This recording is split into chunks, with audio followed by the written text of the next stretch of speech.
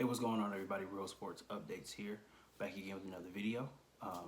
Today's video is about the USC curse. Now, I believe that USC football is now cursed. Don't know who did it. Don't know if it was Pat Hayden, Lynn Swan, Clay HELTON, whoever it is. They're cursed because they suck. And this is not a shot at the players. You know, I have a lot of respect for the players. I have a lot of respect for collegiate, student athletes in general, but USC football, man, this is a dark, dark time. The spirit of Clay HELTON really does live on. That loss was ugly. That was one of the ugliest losses I think I've ever seen a USC football team ever have. I'm over 30. I grew up watching USC football. I think from the time I was 11. So it's been more or less 20 years that I've been watching USC football now. Been there through all the success, the Reggie Bush years, the Pete Carroll stuff, the NCAA suspension stuff and all that. I've been there. So this was one of the this was the worst loss that I've ever seen the Trojans endure. And the thing that makes it the worst is because not necessarily I expected it, but it didn't affect me at all.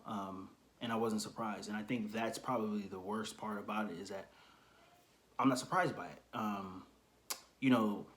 They mentioned on the broadcast the loss to Stanford in 2009 when Jim Harbaugh and when he was coaching Stanford and they came into the Coliseum and they put it on USC and just ran the ball down their throats. That was surprising because nobody expected it.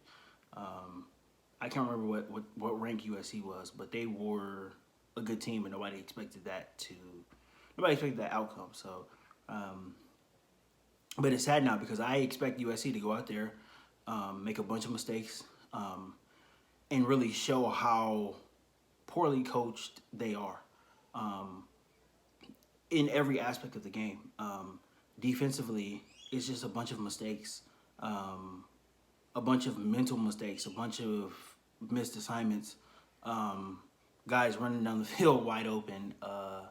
The run game, there's the offensive lines are opening up holes that you can drive cars through on the USC defensive line. Offensively, it's just ugly.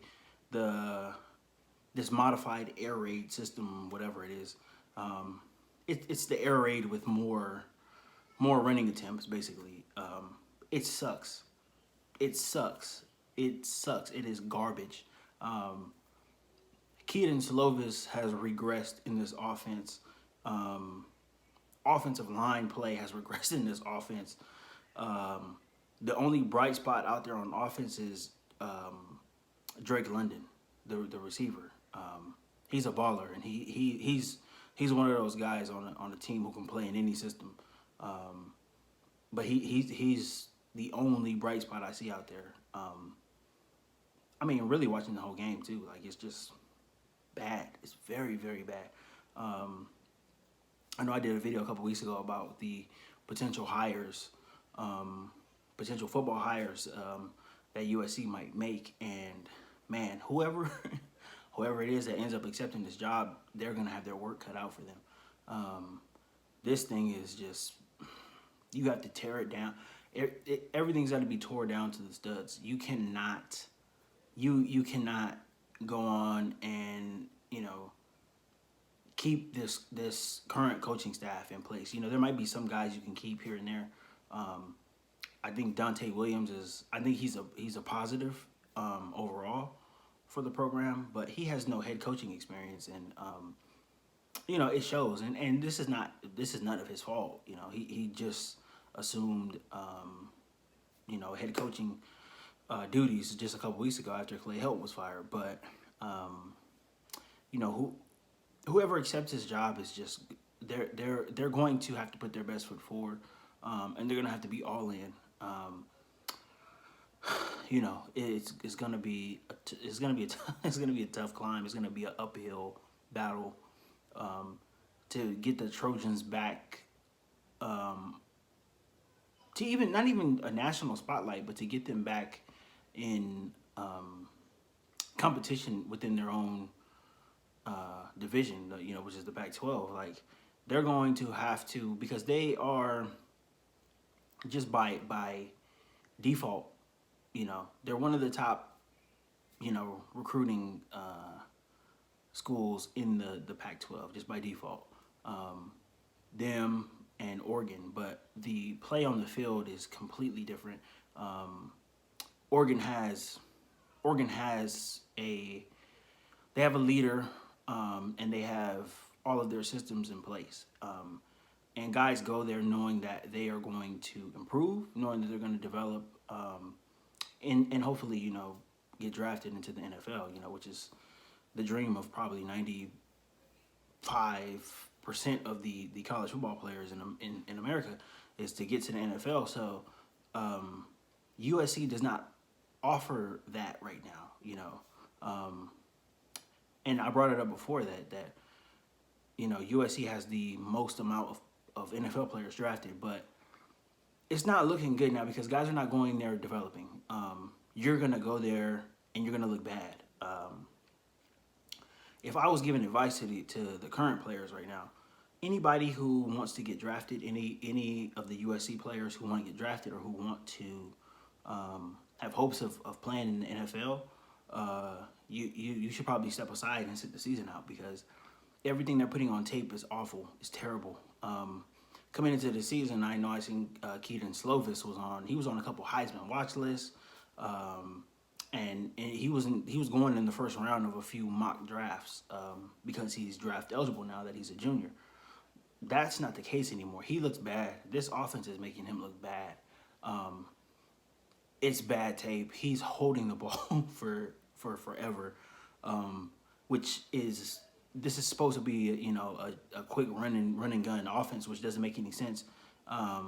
So that's where coaching is failing him. He shouldn't be holding the ball forever in a run and shoot offense.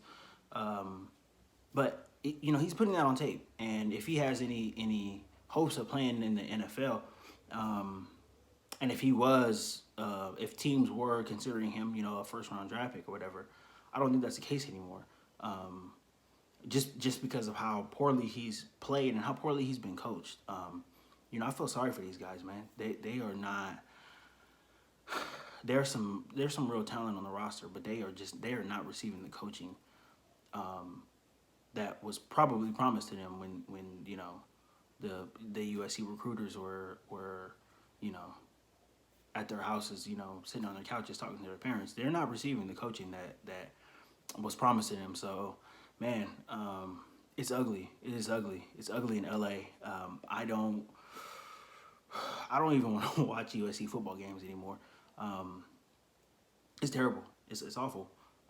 And not to mention, I talked about this again a couple weeks ago. I talked about this. USC was favored by 11 points. I'll say it again. USC was favored by 11 points against Oregon State. I don't understand. I really don't. There's somebody at Sportsbooks who looks at, and I'm not talking matter of factly. This is just my assumption of what happens. There's somebody at a sportsbook who looks at rosters of players on certain college teams. Because players, there's some stars in college, but the casual fan doesn't really know a lot about college football and a lot about who plays for who and such and such. So there's probably some casual fans who are in charge or have some say in setting betting lines. They're looking at a roster just like a couple weeks ago. USC was favored 17 points against Stanford. So they're probably in the sportsbook looking at the rosters. Oh, USC, they've got 5-star here, 4-star here, 5-star here, 5-star here, 5-star here. They look at Stanford. Oh, here's two stars, 3 stars, whatever, blah, blah, blah. Without actually watching these games, the previous games, and without actually knowing what the team is playing like. How are they preparing during the week? Does the coach have a Does he have a good win-loss record? You know, coming off of a loss, coming off of a win, just little things that you know, experienced football fans know. I don't think that they're looking. I don't think they're looking at it. They're giving away money. You know, I won a good amount of money yesterday, and it sucks because it's, you know, it's my team. I grew up watching USC, but their losing is getting me paid. So, although I'm sad that the program is in the trash can, but it's getting me paid. So somebody loves USC. I don't know who, but they keep favoring USC. I'm not gonna watch any more USC games, but if they're favored by any more than, you know, a touchdown or something in the game, I'm gonna bet them to not cover, just because they're not good. They're not good. But somebody loves them, and somebody out there believes in what they're doing, but it's not me. So, but yeah, man, this video. I mean, this video was tough to make. I hate where USC football is at, but I mean, I'm a realist. I'm not gonna come on here and make excuses and you know, try to justify where we're at, and it's because of this, because of that. No, we're just not good. Coaching hasn't been good. Administration at the school hasn't been good. Even on the academic side, it hasn't been good. There's been a lot of BS going, a lot of you know, scandal and whatnot, and it's just trash, and it's affected the football program, and this is where we're at. You know, we're at a point where the USC faithful is not even in the Coliseum to watch a fourth quarter. So, I mean, it is what it is. Like I said, whoever takes the reins of this program is going to have they're going to have a full-time job on their hands, full-time job with overtime on their hands. They're going to need to pull together all of their resources to get USC to a point where they can compete within the conference, and that's first. I know everybody's talking about championships and college football playoff and all that stuff. They got to start. You have to crawl before you walk. They're gonna have to recruit California, recruit LA, make sure they have that locked down, and you know, set their sights on winning the Pac-12 first before you talk about any college football playoff stuff, because that's not gonna happen anytime soon. So, you know, and like I said, I'm a realist, so, and I realize that, and I hope I know other USC fans realize that as well too. It's just, you know, I didn't think that the program would get this bad, but it has. So, you know, very, very tough video to make, but you know, oh well, it is what it is. So, yeah. You guys, let me know what you think in the comments of USC football. We are in a bad way right now, but you know, life goes on, right? So, yeah, let me know what you guys think in the comments. Don't forget to like the video, subscribe to the channel. I'm gonna have more videos coming up, and yeah, thank you guys for watching.